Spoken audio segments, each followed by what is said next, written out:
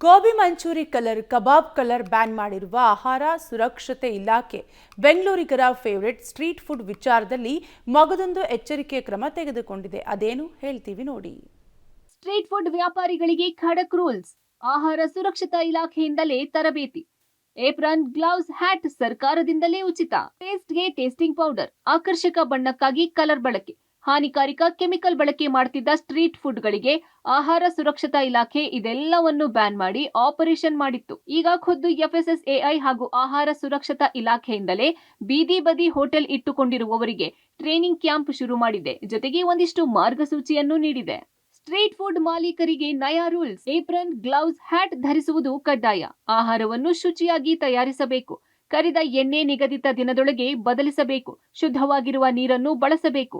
ಊಟ ತಯಾರಿಸುವವರು ಸ್ವಚ್ಛತೆ ಕಾಯ್ದುಕೊಳ್ಳಬೇಕು.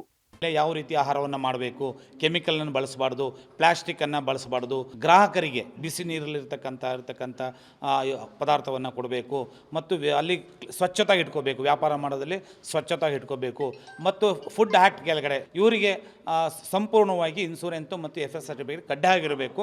ಯಾರು ಇನ್ಸೂರೆನ್ಸ್ ಇಲ್ಲಿ FSS ಸರ್ಟಿಫಿಕೇಟ್ ಇರೋ ಅಂಥವ್ರ ಮೇಲೆ ಅವ್ರ ಮೇಲೆ ಕೇಸನ್ನು ಹಾಕತಕ್ಕಂಥದ್ದಾಗಿರ್ಬೋದು ಮತ್ತು ಸರ್ಟಿಫಿಕೇಟ್ ಇದ್ದರೆ ಆ ಗುಣಮಟ್ಟದಲ್ಲಿ ವ್ಯಾಪಾರ ಮಾಡೋಕ್ಕೆ ಅವಕಾಶವನ್ನು ಸರ್ಕಾರ ಕೊಡುತ್ತೆ. ಇನ್ನು ಈ ಹೊಸ ಟ್ರೈನಿಂಗ್ ಬಗ್ಗೆ ಬೀದಿ ಬದಿ ವ್ಯಾಪಾರಿಗಳು ಕೂಡ ಖುಷಿಯಾಗಿದ್ದಾರೆ.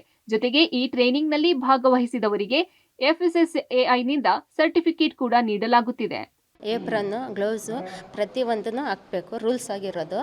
ಮತ್ತು ಕ್ಲೀನಿಂಗು, ಫಸ್ಟ್ ಕ್ಲೀನಿಂಗು ಎಲ್ಲ ಇಷ್ಟು ಟೈಮಿಂಗ್ಸು, ಇಷ್ಟು ಆಯಿಲು, ಇಷ್ಟು ಅವರಲ್ಲಿ ಚೇಂಜ್ ಮಾಡಬೇಕು. ಮತ್ತು ಇಷ್ಟು ಫುಡ್ ಐಟಮು ಯಾವ ಥರ ಕ್ಲೀನಾಗಿ ಇಟ್ಕೊಬೇಕು, ಡಸ್ಟ್ಬಿನ್ ತವಳಿಂದ ಯಾವ ಥರ ಕ್ಲೀನಾಗಿ ಇಟ್ಕೋಬೇಕು, ಫಸ್ಟ್ ನಾವೇ ಹೆಂಗೆ ನೀಟಾಗಿರಬೇಕು, ಪ್ರತಿಯೊಂದರಿಂದ ಟ್ರೈನಿಂಗ್ ಕೊಟ್ಟಿದ್ದಾರೆ. ತುಂಬ ಖುಷಿ ಆಯಿತು. ಯಾಕೆಂದರೆ ಅವ್ರು ಹೇಳಿರೋ ಟ್ರೈನಿಂಗಿಂದ ನಮಗೆ ಈಗ ಬರೋ ಕಸ್ಟಮರ್ಗೆ ನಾವು ನೀಟಾಗಿದ್ದು ಅಂಗಡಿ ಎಲ್ಲ ನೀಟಾಗಿ ಕ್ಲೀನಾಗಿ ಇಟ್ಕೊಂಡ್ರೆ ಇನ್ನೂ ಎಕ್ಸ್ಟ್ರಾ ಕಸ್ಟಮರ್ ಜಾಸ್ತಿ ಬರ್ಬೋದು. ಅದರಿಂದ ನಮಗೆ ಉಪಯೋಗ ಆಗುತ್ತೆ. ಅದಕ್ಕೋಸ್ಕರ ತಿನ್ನುವ ಆಹಾರ ಶುದ್ಧವಾಗಿ ಸ್ವಚ್ಛವಾಗಿದ್ರೆ ಜನರ ಆರೋಗ್ಯನೂ ಚೆನ್ನಾಗಿರುತ್ತೆ. ಜೊತೆಗೆ ಗ್ರಾಹಕರು ಕೂಡ ಹೆಚ್ಚಾಗ್ತಾರೆ. ಈ ನಿಟ್ಟಿನಲ್ಲಿ ತರಬೇತಿ ನಿಜಕ್ಕೂ ಸಹಾಯವಾಗಲಿದೆ. ಪವಿತ್ರ ಕಡ್ತಲ, ಪಬ್ಲಿಕ್ ಟಿವಿ, ಬೆಂಗಳೂರು.